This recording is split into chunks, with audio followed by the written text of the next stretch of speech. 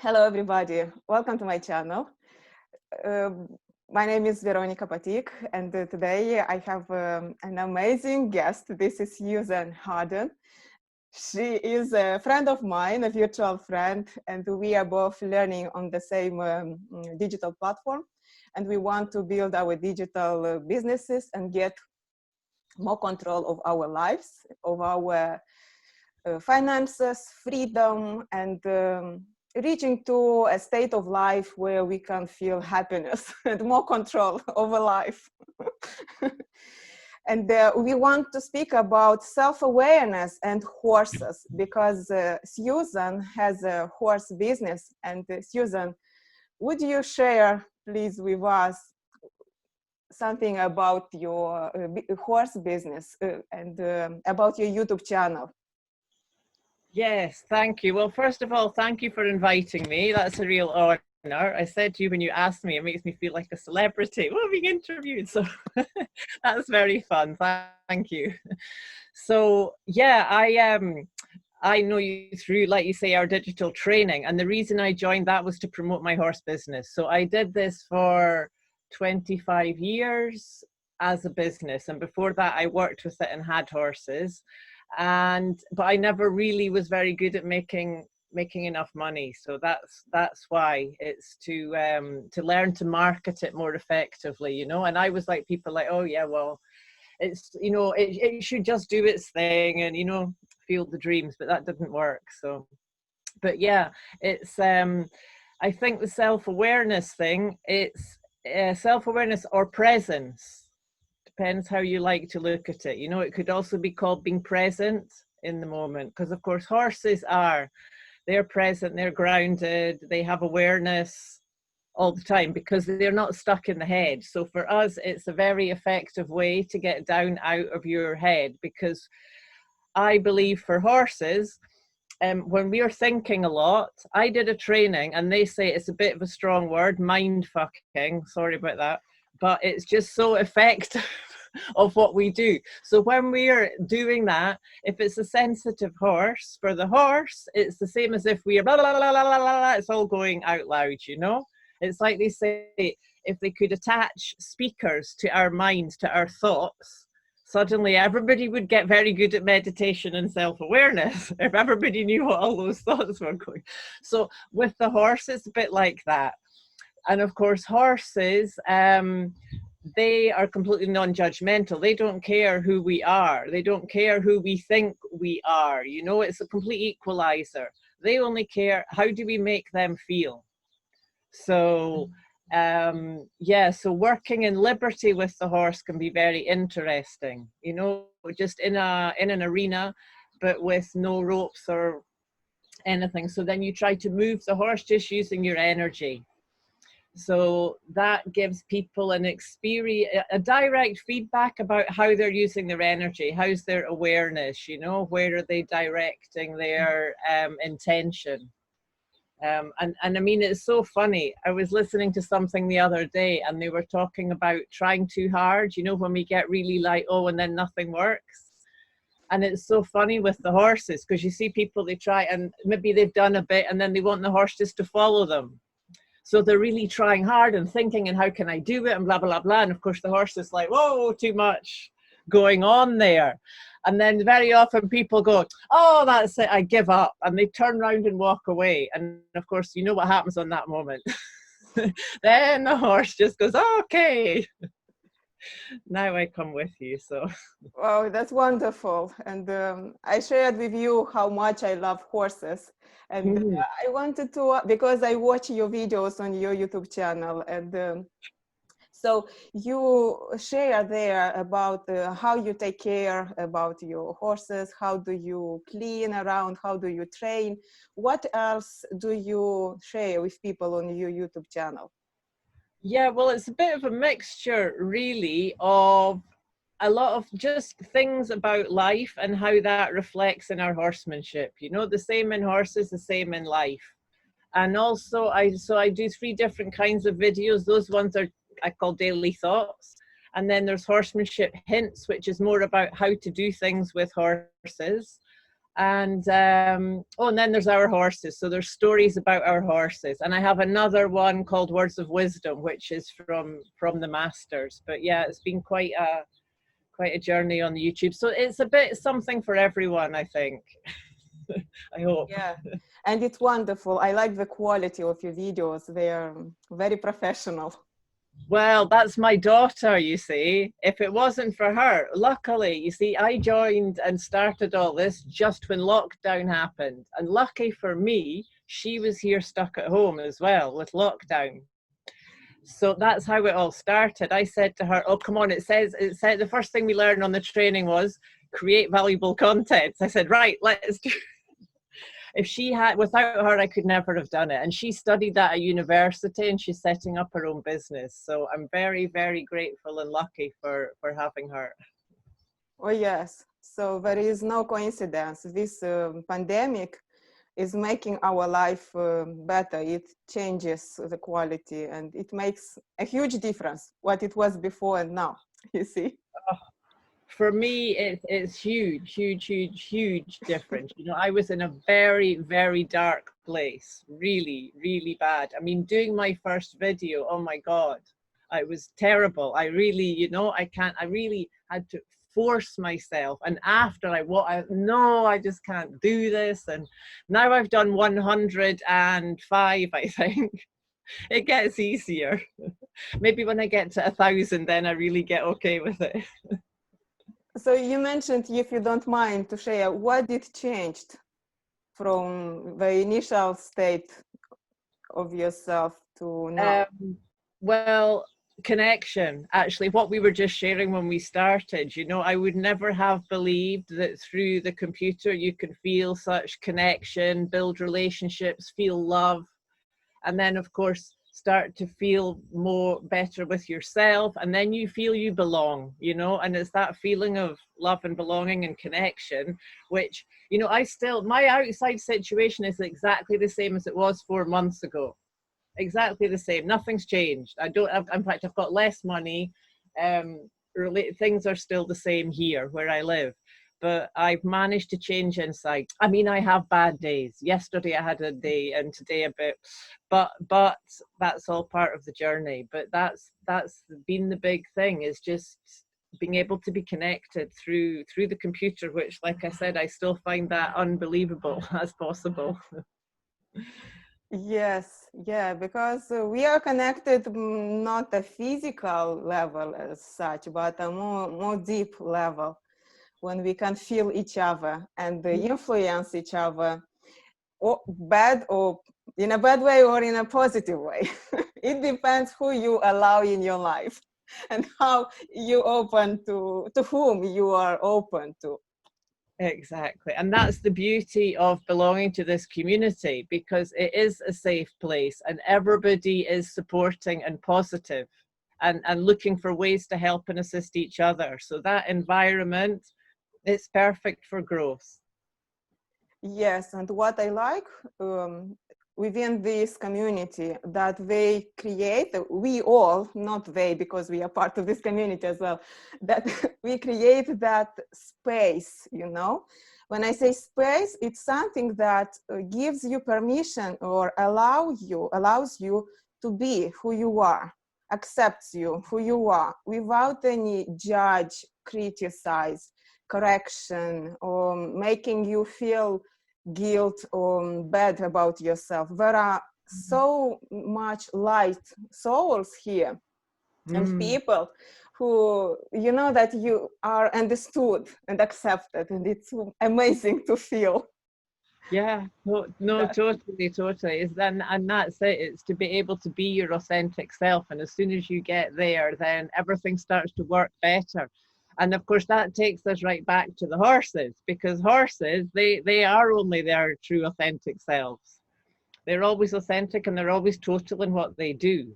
So being around them, it's you know, that links together really, because when we are not authentic, then it's very disturbing to the horse. You know, people think that it's bad if you're afraid of a horse, that you shouldn't show you're afraid, and that's not true at all.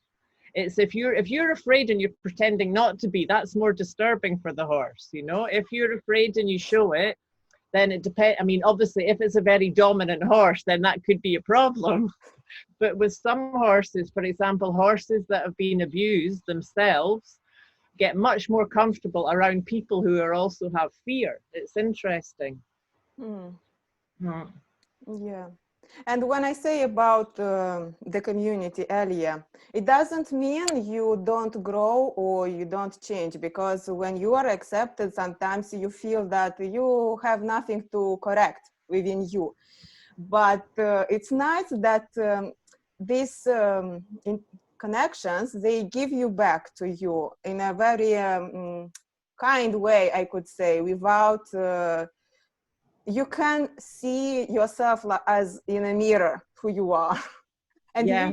yeah, and you can sense what you have to adjust within yourself in order to be good. Yeah, absolutely. It's that, isn't it? It's accepting yourself who you are. I don't know if you know Jordan Peterson. I'm a big fan of him. He can be quite controversial, but he says this thing of I'm good enough just how I am is the biggest crime of modern therapy. Yeah. And it depends how you say that, because like you say, if I say, oh, I'm good enough just how I am, then why am I going to do anything? You know, it's not. I think we have to think, okay, I'm good enough to be able to improve, you know, or good enough who I am right on this minute. But the next minute, I have to grow and be better every minute. In our journey, just learning new skills, taking responsibility is not something,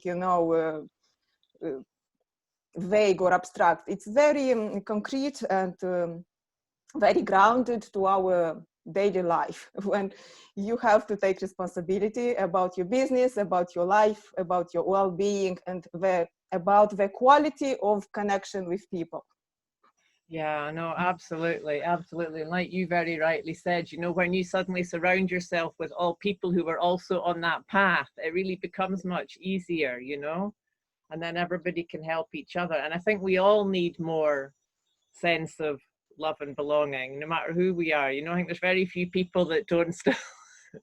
Where I did my training a few years ago, they actually used to hang a sign around people's neck that said, I need 100 hugs. So people who were really struggling to feel I am lovable. Mm-hmm. So when you saw one of those people walking around, then everybody would give them hugs, and you would see, you know, even in a few days, how that can transform a person, really. Yes, definitely. Mm. Definitely. It's so. And I wanted to share a little story about myself related to horses, because since I was a child, I was in love with these animals. And I was a dreamer, still I am a dreamer. And my imagination was very well developed when I was a teenager. Our neighbors in the village where I grew up, they had a tracking horse. Do you call it like that? Yeah, tracking? Yeah. Trekking, yeah. Yeah. So they were not meant to ride. but my neighbor girlfriend, their daughter, she was 2 years younger than me. She was a very boyish girl. And we used to steal the horse and put, those, I don't know how to call them, when you put bridle and on the back, that thing. Saddle. Yes, and we were not so good at putting these things right, but we take them and we were riding along the village, and it was a long road. And I remember it was February in our country, in Moldova, and the snow was melting, and the road was dirty and wet and a lot of, water. But my desire to ride that horse was so strong. I was not scared that it is dirty, I could tell. But I've done a couple of times, riding on the horse. And you feel, as you mentioned, how you connect with the horse. I was scared, terrified even, because nobody taught me how to ride a horse. I saw that in the movies. But I could sense that what was my state, that was a reflection of the horse. If I was nervous, the horse was nervous as well. And I tuned myself and in a very peaceful and acceptance. I just relaxed, you know. When I relaxed myself, the horse relaxed, and within us got, you know, a connection, intuitive connection. I don't know how to call it, but I trusted that horse. And he took me, you know, nicely and very with care, you know. I should not be, he was not that crazy horse. It was gentle and it was amazing. At the end, I fell off, but it was great. It was at the end when we already came home. But my heart was beating like that. Yeah, that was. Oh, but it's so funny. It's such a great experience, because so often people say to me, oh, everybody has a horse story, but usually it's the reason why they're so afraid of horses. So I really love your story, and it's so true. It's so beautiful, you know, when you just have that connection, you know. And then of course you're connected to yourself, to your center, and the horse and the universe, and everything, you know. When you get that feeling, it's so wonderful. And of course when you're young, it's much easier. I think children do that much more naturally. Adults learning to ride, it's much more difficult, because we don't have to do anything at all. You know, it's like you said, when you just let go and you just be, and the horse is like, oh, cool, okay, let's do it. And you're off, you know, and that's it. It's only that. Just be. You don't have to do. And as adults, they're all, oh, yeah, I've watched all these YouTube and I've read this book and what do I have to do? And blah. Oh, go back to being a child, you know. It's that's where it's at. It's a beautiful story. Yeah, it's very dear to my heart. I will never forget this experience.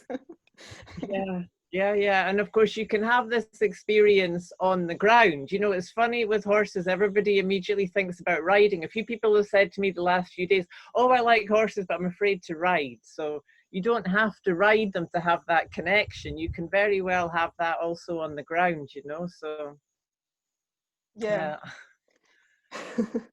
Wonderful experience. You know, this is an example of how we connect with nature, because the difference between us as people is that, and animals and nature in general, is that nature and animals, they have no ego. They just exist. They are integrated in this integral system, which is nature, creation. And they behave naturally. Everything is in flow. But we as people, with our ego, which is growing gradually and is getting huge dimensions and makes us suffer. So we can learn how to connect and to be in harmony with ourselves through this connection. Yeah, no, absolutely. And I think that's very much coming back to the point of just being present in the moment and being attention to our state of being, you know. Like horses, for example, this morning, you know, something happened. There was a big loud noise. I think there might have been a hunter on the mountain, and bang, and they all got such a fright and they ran off. But, you know, and then they're like, okay. And then 2 minutes later, they're back to grazing peacefully, you know. So we would be thinking, oh my God, what was that? What happened? Is it going to happen again? You know, we would be all over the place. But for them, it's like, okay, that's finished. We can go back to being peaceful again, you know? So it's that thing of being in the moment, isn't it? Yes, it is. And we didn't have horses, I mean, my family, but I remember we used to have cows. And we have taken milk. And sometimes I was going with my father with lots of cows, because it was turn in turn. Our neighbors have to make this shift and go in the field for a day just to take care of cows. And then in the evening we came home, and it was a part of my childhood. And I remember the cows, similar to horses, their state of presence, of peace. Yeah, they're beautiful. My neighbor has cows, and they're just so peaceful. Those big eyes, and you know, they're more calm animals than horses, I think. Yes. But also, it's funny, I had a girl came to ride with me, and her boyfriend came along, and he told a story similar to that, as childhood memories with cows. And he was so present and so he'd never been near a horse, but he was so good with the horses. Everything, the horses just loved to be with him, you know. Whereas the girlfriend, and she was the one who wanted to come here. Boyfriend came just because she told him. And she had all this knowledge and all these lessons and all this stuff, and the horses were just so much more connected with him. And he knew nothing, you know. It's not what you do, it's the way that we do things with animals. So that was a hard learning for her. And cows, by the way, they are more peaceful because they are mothers, you know. They give birth to this little, how do you call it? Calves. Calves. Calves? Calves, yeah. And they give milk, and you know, they're in this presence state all the time. Self being a mother of 3 children, we were living in the city when I gave birth to my children. And I felt so much disconnected from nature, and I was suffering because we were living in a flat, very limited space, and my children had to be under my control all the time for their safetyness. And I could see how not natural it is to raise your children in this environment, you know.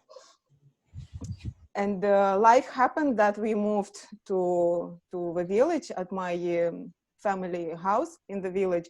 And I was so happy again to come into that environment and give the opportunity to my children to experience this connection with nature, with animals, with the sky, you know.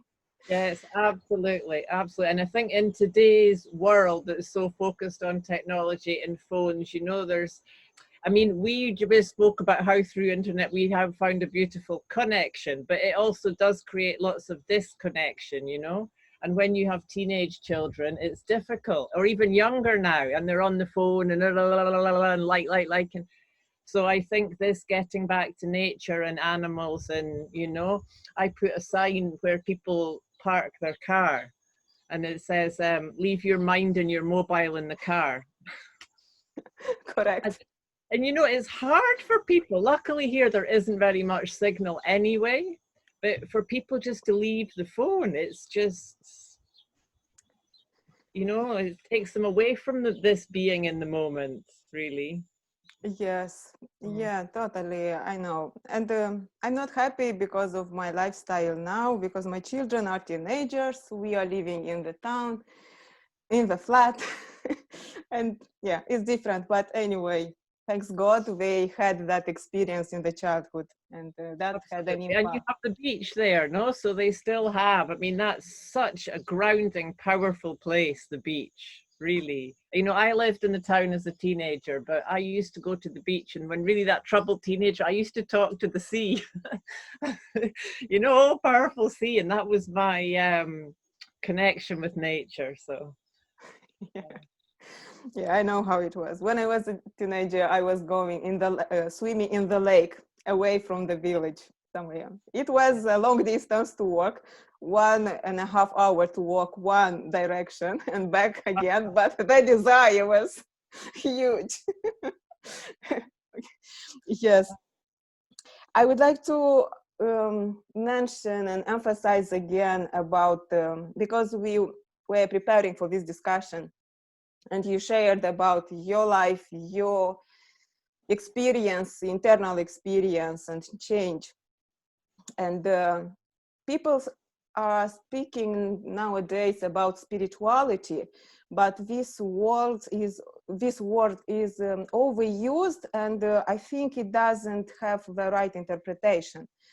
And would you share with me what do you feel or understand under this concept? Well, yeah, I mean, it's a funny one, because I seem to attract to my horse business. I mean, obviously now with the new normal, the nobody comes, but before, a lot of people would often say to me, "Oh, I'm very spiritual. Are you also spiritual?" And I think, you know, just the fact you say that to me says you're not. We had a chat about it, and I said a definition. It just so happened when you sent me that I was reading Brene Brown. and she loves to put definitions. So that was from her. So for me, I think it's just a way of being aware that everything's connected and that we're not just this body or this ego. It's a bit losing that sense of I-ness, you know? What is beyond that? When we stop being in the ego and stop thinking me, I'm special, I. It's the thing that's behind that which has everything. And I guess horses and cows already are. Would you say so? I don't know. Yes, to me, you know, I was very into that. Since I was a child, I had this connection with nature, with Creator. And to me, it was natural to relax and just be, exist, you know, no force. I think everybody, when we are children, we have these experiences.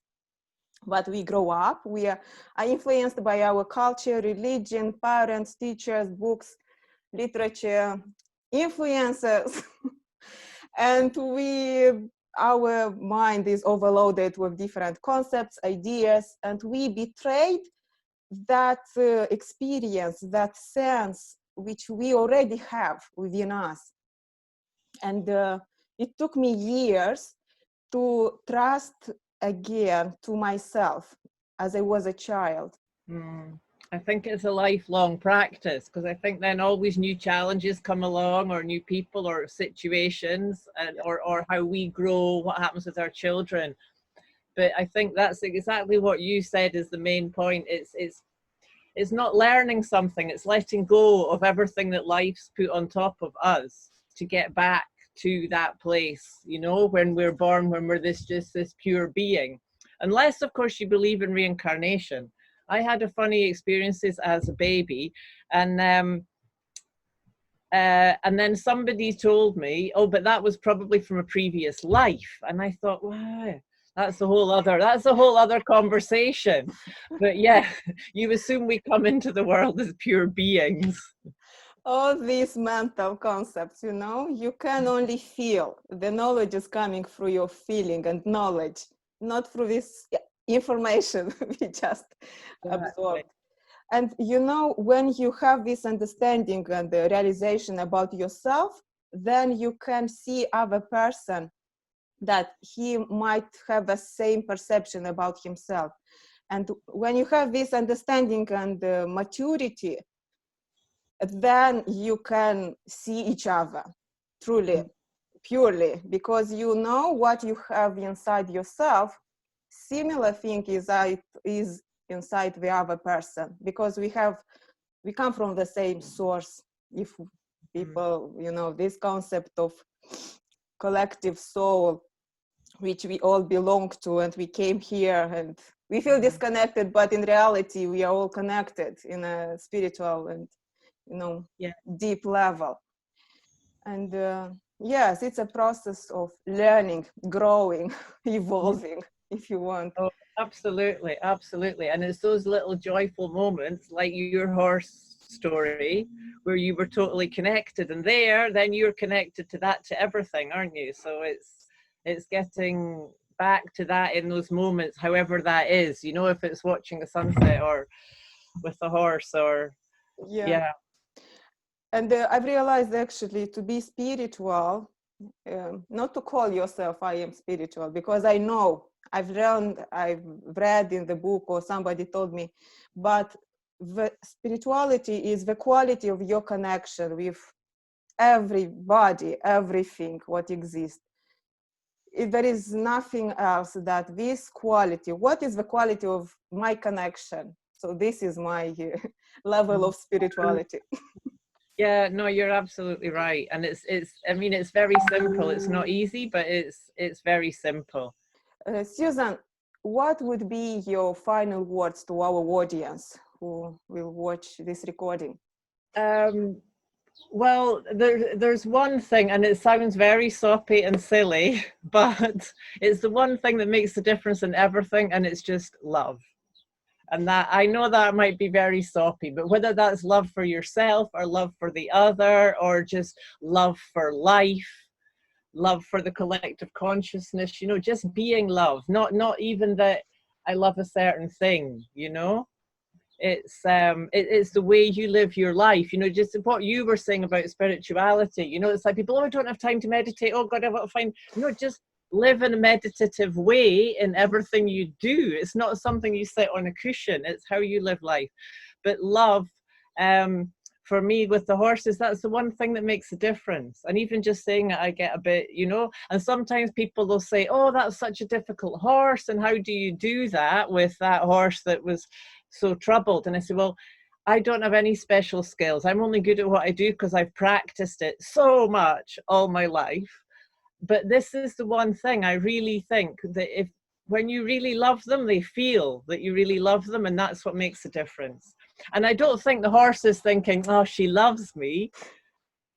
You know, it's probably because that takes me to a place of feeling very connected and grounded and centered and pure and in love. And then that's what makes them feel good. So I think it's that. And if we can practice that first on ourselves and on everybody else, then we can transform our lives little by little. You mentioned about death and reincarnation. To me, there is no death as such. We are in this material world. We come as souls in order to evolve and grow and expand. But people who are attached to this material world, they identify themselves with their ego, and they are scared of death. But actually, death is the end of a level of transformation of your ego. Yes. This is what scares us the most, because we are attached to our ego, to our fear, to our past, to our image. And when we are challenged to be vulnerable, to be authentic, to lower down our pride, then it is death, the fear of death. But when you overcome that, this is a process of death and reincarnation in a higher state of being of yourself. Yeah, and I guess that's what we're practicing all the time. You know, when you're going through these big transformations to make these changes, there's parts of you that have to die. Yes. Ways of thinking, ways of being, relationships that no longer serve, and then new things are born. So I guess it's always going on. Of course. And we have to embrace the journey. Yes. I mean, maybe that's the most important thing I should say, rather than say love and sound like an old hippie, is you know, when we're in struggle and things are hard, that's when we have the big, we've talked about this before, so that's when we really have the big learnings, you know, is when we're struggling and things are difficult. And to pay attention to the shadow and that darkness and not be afraid from that, to really go in and what is that about, because that is where actually our biggest learnings are. So maybe that's a more useful thing. Yes, and learn to relax and relax and don't create resistance. As long we create resistance, we create these blocks within ourselves, and this negativity, it stays, stays within us and creates lots of diseases and stress. But relax, let it go and flow. Relax. As Irene says, relax. And even the word disease, if you break that down, dis-ease. So when we're not at ease, it really does. And I think, you know, that process, the more you realize that, the more you notice it. So your body, you know, my friend Camilla Shell says your body is your compass. When you start to listen to your body, then you know. Absolutely. Thank you, Susan. That was amazing. And I hope everybody who watch this video, you can feel the light and the easiness of life and get inspired by us, and give yourself permission to be happy. Let it go. Relax. Exactly. And keep tuning into the light. That's the most important thing. We have to live through the dark, but always to know the light's there and try to go back towards the light. That's the thing, isn't it? Yes, and we will leave the links in the description below this video. The links of Susan's YouTube channel and the links of my landing page, where you can get access to the education, digital education, which we are both learning, and we get a lot of value and learn new skills in order to create digital lifestyle, if you like, which is in a very harmonious connection with our internal well-being.